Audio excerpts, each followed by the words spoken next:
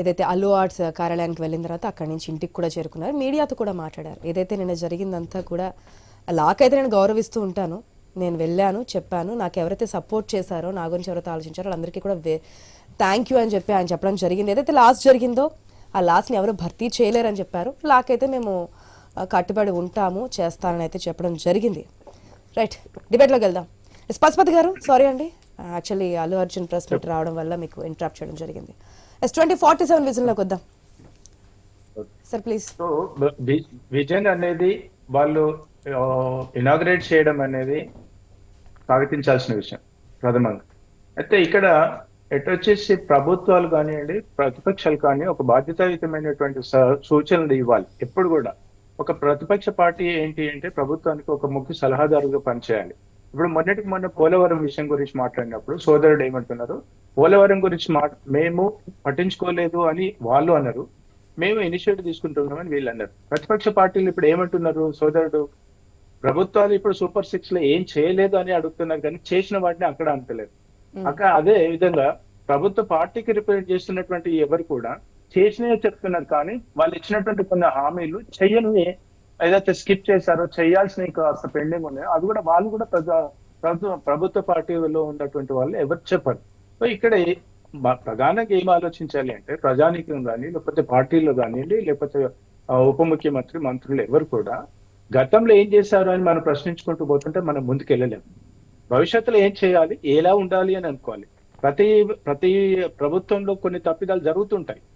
అది ఎంత పర్సెంటేజ్ దాని సెన్సిటివిటీ ఉందనేది చూసుకోవాలి తప్ప గతంలో మీరేం చేశారు, మేమేం చేశాం, మీరేం చేశారంటే దే నెవర్ ఎండ్.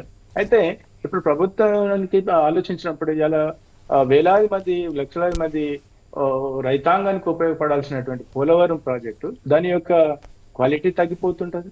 దానికి కావాల్సినటువంటి నిధులు గత ప్రభుత్వం సమకూర్చకపోవడం వల్ల అక్కడ వనరులు చాలా నిరుపయోగంగా మిగిలిపోయినాయి కదా. అదే విధంగా రాజధాని విషయం కానివ్వండి, వీళ్ళు కానివ్వండి. అయితే ఇక్కడ ఒక చిన్న పొరపాటు ఏం జరిగిందని నేను అనుకుంటున్నానంటే, ఇవాళ అధికార పార్టీలో ఉన్నటువంటి వాళ్ళు ప్రతిపక్ష పార్టీ అంటే అధికారికంగా లేకపోయినా కూడా ప్రభుత్వాన్ని విమర్శించే స్థాయిలో వాళ్ళు ఉన్నారు కాబట్టి వాళ్ళని కూడా ఒక అఖిలపక్ష మీటింగ్ పిలిచేసి వస్తే ఇవాళ మీరు లైవ్ డిబేట్ లో పెట్టేస్తే ఆ ప్రభుత్వానికి వీళ్ళు ఏం సూచనలు ఇస్తున్నారు, వీళ్ళు ఎంతవరకు ఏకీభవిస్తున్నారు, ఎంతవరకు ఏకీభవించలేదు అనేటువంటి ఆలోచన కూడా ఉంటుండేది.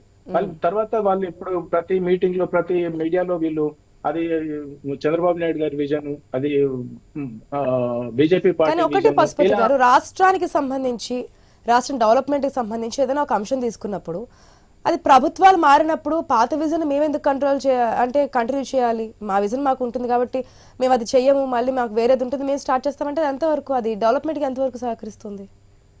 అదే నేను అంటున్నాను. అదే ఇప్పుడు ఉదాహరణకు ప్రధానంగా పోలవరం ప్రాజెక్ట్ తీసుకోండి, లేకపోతే అమరావతి రాజధాని తీసుకోండి. రాజధాని వల్ల గత ప్రభుత్వం ఇనిషియేటివ్ తీసుకున్న తర్వాత మొన్నటికి ఉన్నటువంటి వైఎస్ఆర్సీపీ పార్టీ కూడా అమరావతి కానివ్వండి, పోలవరం కానీ ఇనిషియేటివ్ తీసుకుంటే ఇవాళ దాని యొక్క రిజల్ట్ డిఫరెంట్ ఉంటుండేది. ప్రజలకు యొక్క అడ్మినిస్ట్రేషన్ ఉంటుండేది, రైతాంగానికి ఉపయోగపడుతుండేది.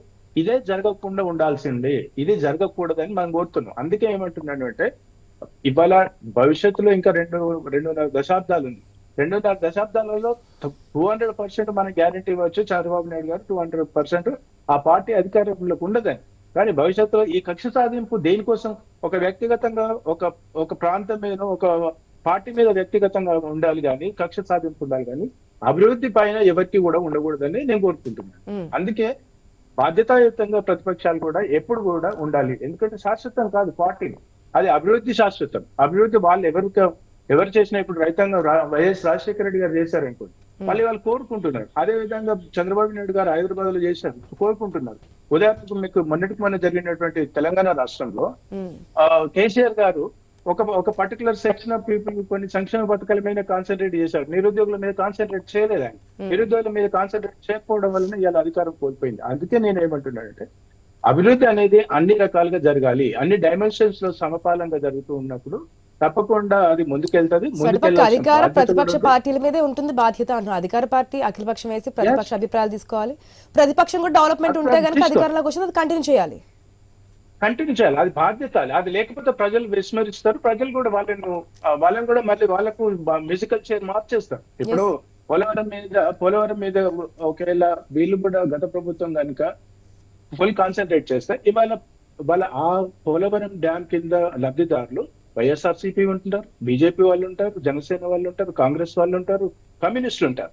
అంటే ఈ కక్ష సాధింపు వల్ల ఈ అన్ని పార్టీలకు చెందినటువంటి రైతాంగం అయితే నష్టపోయింది అనేది ఆ పార్టీకి చెందినటువంటి రైతాంగం కానీ ఆ పార్టీకి చెందినటువంటి నిరుద్యోగులు కానీ అందరూ ఆలోచిస్తారు.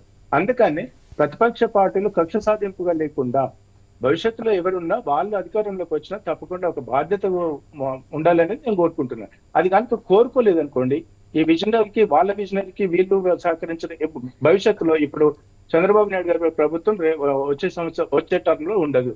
వాళ్ళు శాశ్వతమా వైఎస్ఆర్సీపీ వాళ్ళు? అంటే మీ వ్యక్తిగత కారణాల వల్ల మీ విజనరీ ఇండివిజువల్ విజనరీ కాదు ఇది 4.5 కోట్ల 5.5 కోట్లు దేశంలో ఉన్నటువంటి 140 కోట్ల ప్రజల ఆకాంక్షలకు అభివృద్ధికి రిప్రజెంట్ చేసేటువంటి ప్రభుత్వాలు, అది కేంద్రం కానివ్వండి లేకపోతే రాష్ట్రం కానివ్వండి, ఆ విధంగా ఉండాలి తప్ప మా వాళ్ళు ఏదో చేస్తారు వాళ్ళకి పేరు వస్తుంది, మనం ఏదో చేస్తాం మనకు పేరు వస్తుంది అంటే అది దాన్ని డెవలప్మెంట్ అనేది అది డెవలప్మెంట్ కాదు. అది ప్రజలకు ఈ పార్టీలు వాళ్ళ అభివృద్ధికి గొడ్డపెట్టేలాగా ఉంటుంది. ఓకే, 2 పార్టీలకి సలహాలు అయితే ఇచ్చారు. సారీ అండి, ఈరోజు సమయం తక్కువగా ఉండడం వల్ల అందరినీ ఒకసారి మాత్రమే తీసుకోవడం జరిగింది.